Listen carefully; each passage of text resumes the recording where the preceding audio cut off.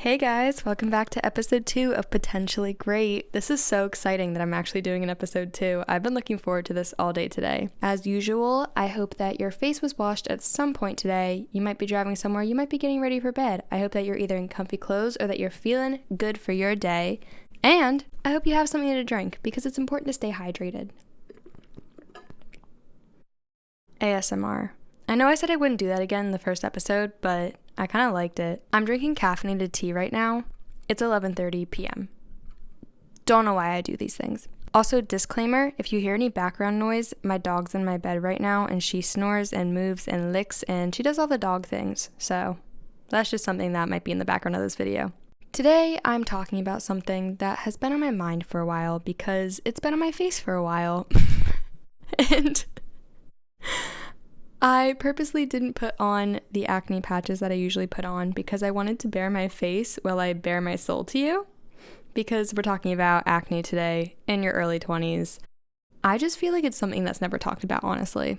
I've struggled with acne ever since I hit puberty pretty much. I remember being in 6th grade and having like huge hormonal acne on my chin and stuff like that. And then in high school, like it kind of spread all over. Very painful, not fun at all. It was honestly horrific. Like I felt like everybody was looking at me. I was scared to be in pictures. I was scared to literally go in public. And that's something that is really, really sad, but also something that made me work on myself in a way that I wouldn't have had to had I not gone through it. So it is beneficial in a way.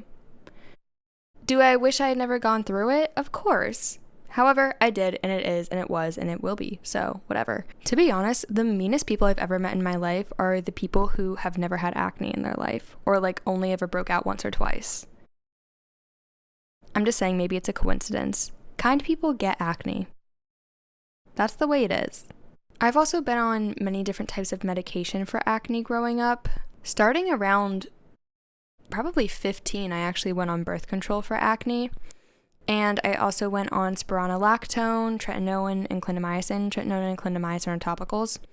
And it definitely helped my skin immensely. By the end of high school, I had perfectly clear skin to the point where I would take off. This was during COVID, the very end of COVID. I worked at a country club, and I remember I had taken off my face mask to serve one of the tables because they were optional at the time, and I think it was summer and it was like 90 degrees.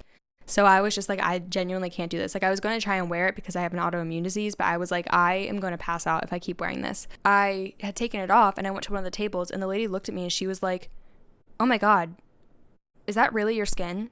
And I was like, yeah, it is. And her friend was like, no, she meant it as a compliment. And then the first lady was like, "No, your skin is just like the most beautiful skin I've ever seen in my life." And I was like, "Thank you. And I want that back." And that's actually something that I'm trying to get back so badly right now. And I think because I'm trying to get it back, this is the other thing. I was on, as we know, hormonal pills. Spironolactone and birth control are hormone altering pills. So that obviously affected my skin because it was hormonal acne. And as I was going through college, I really felt like the birth controls I was on was kind of hindering myself from expressing my truest form. And whether or not that's a good thing is still up for debate. But no, part of that is the real reason, but another part of it is just like I felt like it wasn't good to be on the hormone altering pills for that long. So I wanted to try and get off of it, and I ended up going off of birth control. That ended up being fine. My skin broke out occasionally, but it wasn't too bad. And I had to stop using tretinoin because the water where I went to college was so harsh and drying that it just took my skin out. And I was having, if I put the slightest bit of tretinoin on my face, all around my eyes would turn red and all dry and crusty, and it was horrific. So I had to stop using that.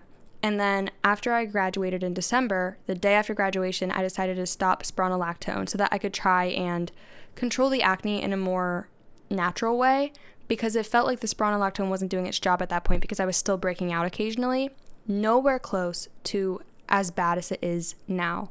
And I really do regret going off of it. Do I think that there was a way to do a natural detox of my skin and get my skin clear without going back on all of these pills? Yes, I think there was a way. I think that it would have taken a very long time.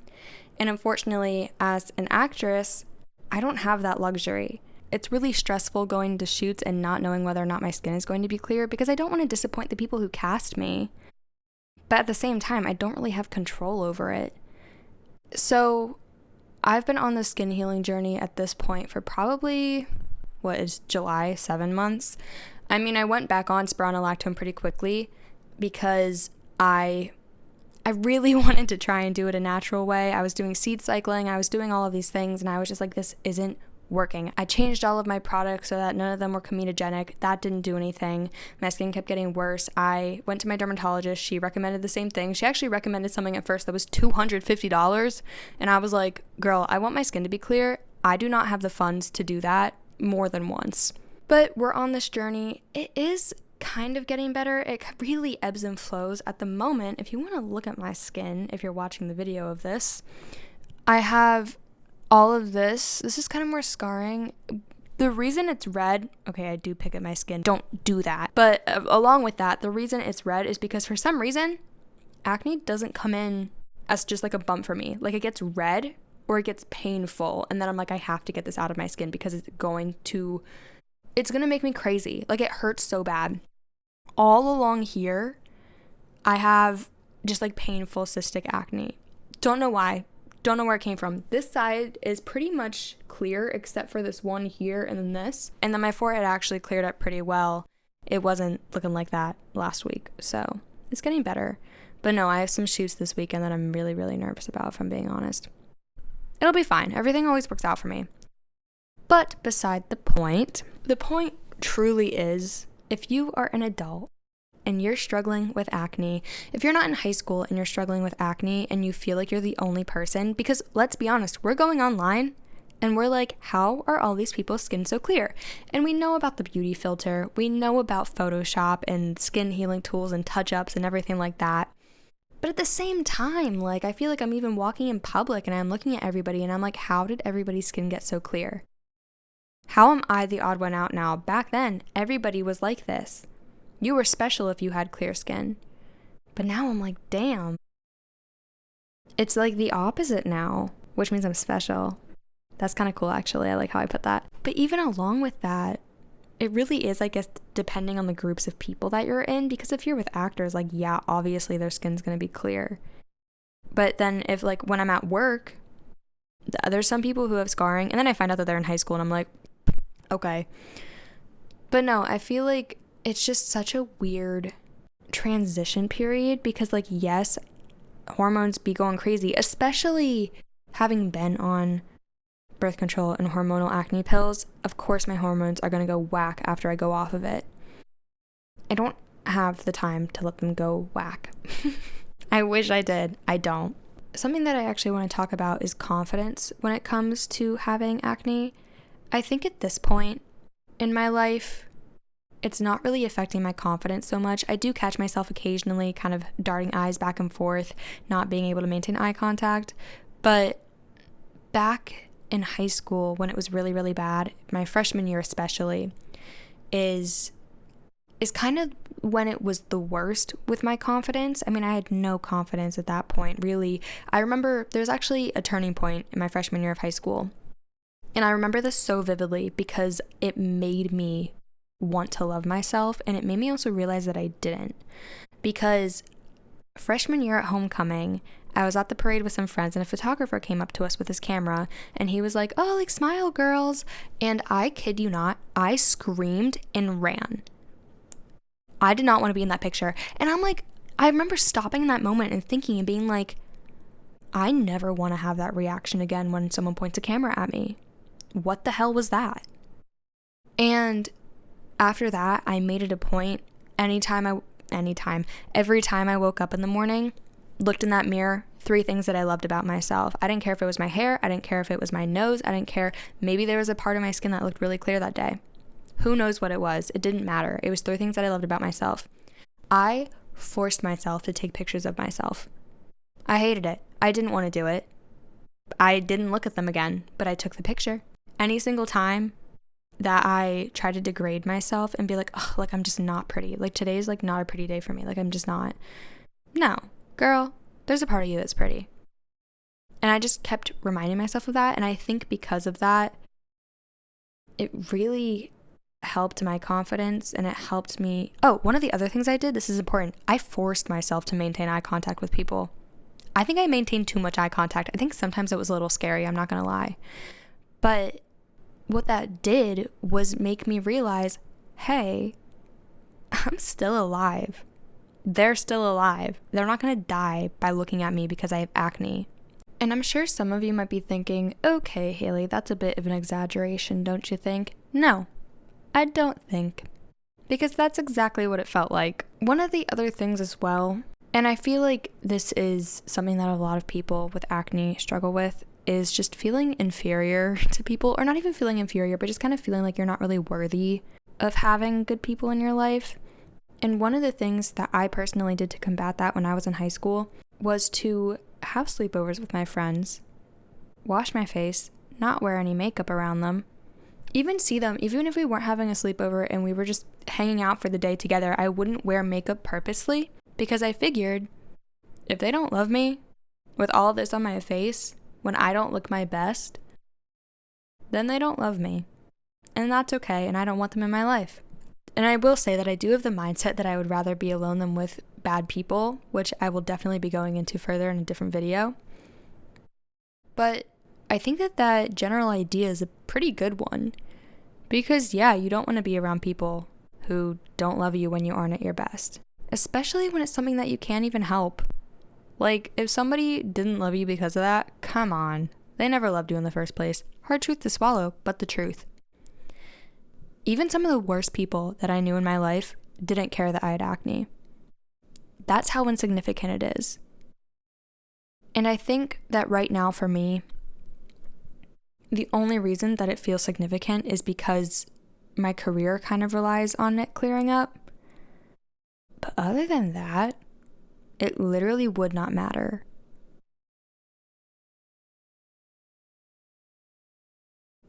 Wait, that actually puts so much stuff into perspective for me right now.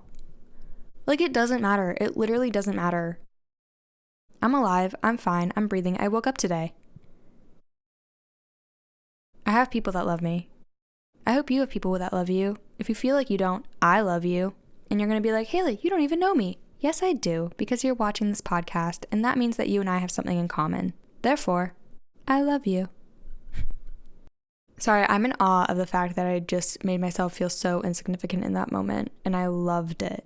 I love feeling insignificant. I think that so many of us put so much importance on our lives and ourselves that sometimes it's just like, dude, you're not that important, and that's okay. That's a good thing, honestly. Why would you want to be that important all the dang time?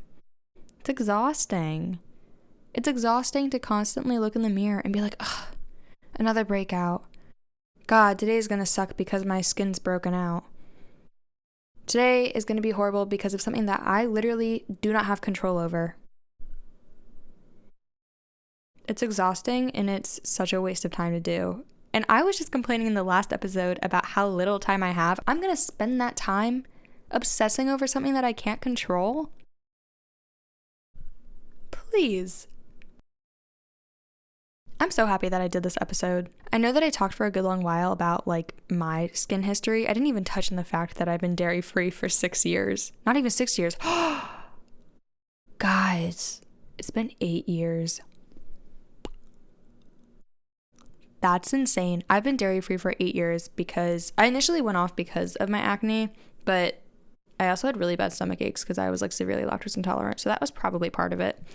And I also recently went off of gluten to see if that would help. And then that ended up helping my joints for my arthritis. So, double win for me, I guess.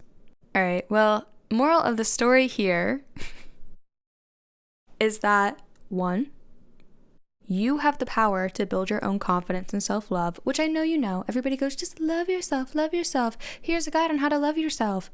Guys, you literally just have to decide to do it.